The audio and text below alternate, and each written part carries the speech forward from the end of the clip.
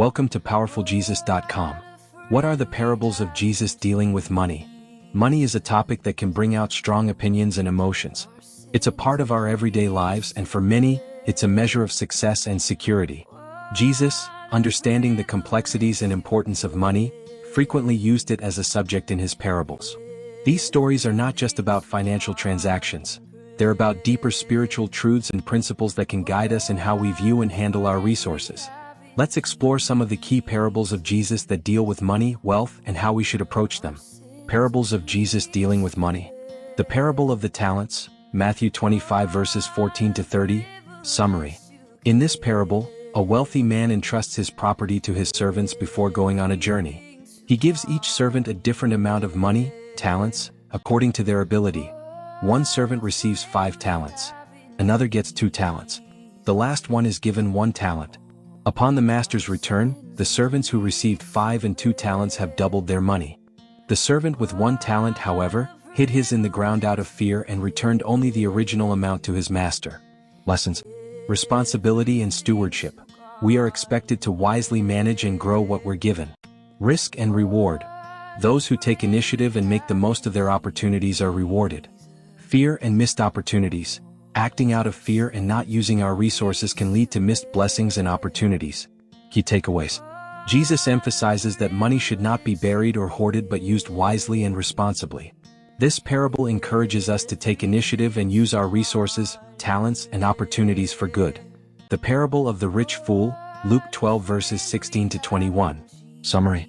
Jesus tells the story of a rich man who has a bountiful harvest. Instead of sharing his wealth or investing it wisely, he decides to build larger barns to store all his grain and goods.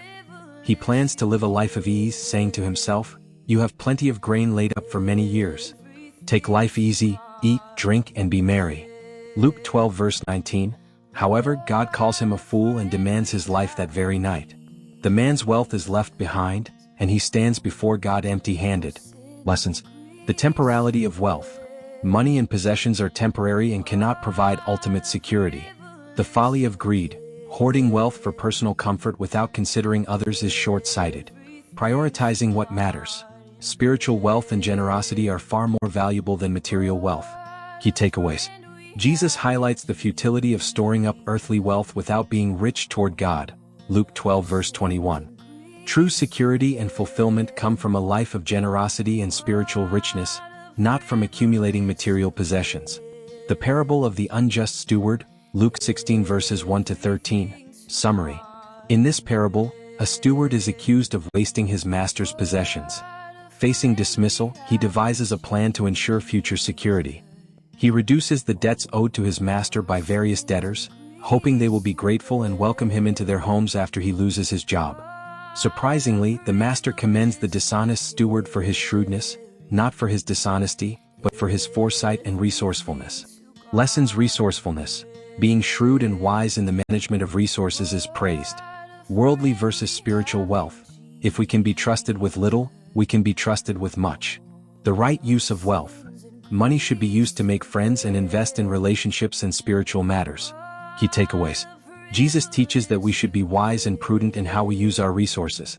The parable encourages us to use our worldly wealth in ways that have eternal value, building relationships and helping others. The parable of the rich man and Lazarus, Luke 16 verses 19 to 31. Summary. This story contrasts a rich man who lives in luxury and a poor beggar named Lazarus who suffers outside the rich man's gate. When both die, Lazarus is carried to Abraham's side, a place of comfort, while the rich man finds himself in torment in Hades. The rich man, now in agony, begs Abraham to send Lazarus to dip his finger in water to cool his tongue. Abraham reminds him of the good things he had in his lifetime and the suffering Lazarus endured, implying that now their roles are reversed. Lessons.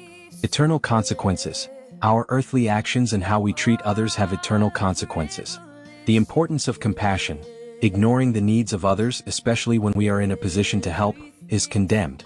Wealth and responsibility. Those who have wealth have a responsibility to use it compassionately and justly. Key takeaways. This parable underscores the importance of compassion and the eternal perspective on wealth. It warns against ignoring the needs of others and reminds us that true riches are found in a life of generosity and kindness.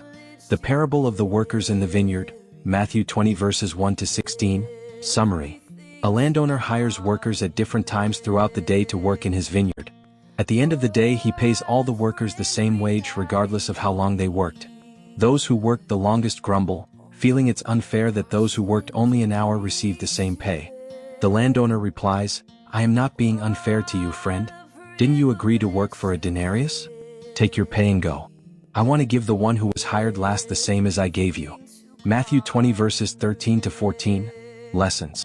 God's grace and generosity. God's kingdom operates on grace, not on human notions of fairness. Contentment. We should be content with what we have agreed to and not compare ourselves with others. Divine justice. God's justice and generosity may surpass our human understanding and expectations. Key takeaways. This parable teaches us about the generosity of God and challenges our sense of entitlement. It reminds us to be grateful and content with what we have, recognizing that God's ways are higher than ours. Final thoughts.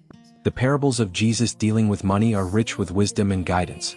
They challenge us to think beyond the material and consider the spiritual implications of our attitudes towards wealth. Use resources wisely and responsibly. Be generous and compassionate. Recognize the temporary nature of wealth. Seek to be rich in spiritual matters rather than material possessions. By applying these lessons, you can align your financial practices with the deeper spiritual truths Jesus taught.